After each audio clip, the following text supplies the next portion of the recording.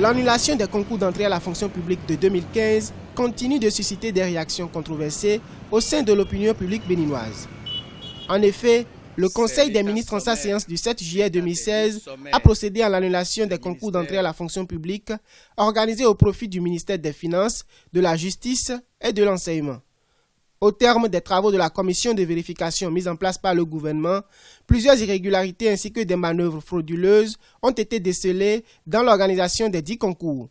La loi également a dit que vous aviez 2 mois à compter du jour de la proclamation des résultats pour aller en contestation, vous-même l'État. S'agissant de ceux qui ont passé ce concours, ils ont également 2 mois à compter du jour de la notification.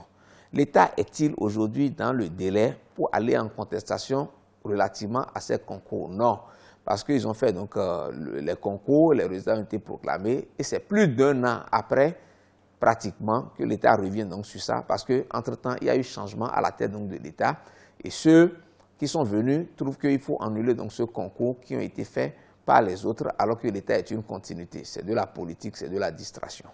La commission de vérification des concours a identifié plusieurs personnalités politico-administratives comme étant les responsables des irrégularités et manœuvres enregistrées. Des sanctions administratives et judiciaires sont annoncées par le gouvernement contre les mises en cause. Malgré les réserves de certains juristes, l'annulation des concours annoncés par le gouvernement a été saluée dans le rang des syndicalistes. Pour eux, cette décision va redonner une crédibilité au concours d'entrée à la fonction publique.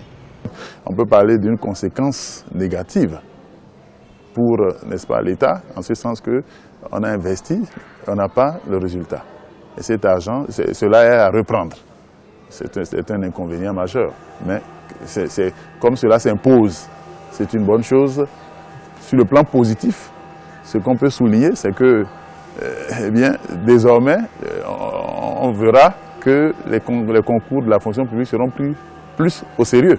Le gouvernement a annoncé la reprise des concours avec la mise à contribution des organismes en charge de l'organisation des examens scolaires.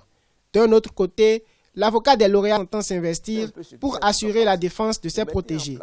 Rappelons que près de 10 000 lauréats ont été recrutés au terme de ces concours de 2015. Une frange de ces lauréats était entrée en fonction avant la décision du gouvernement.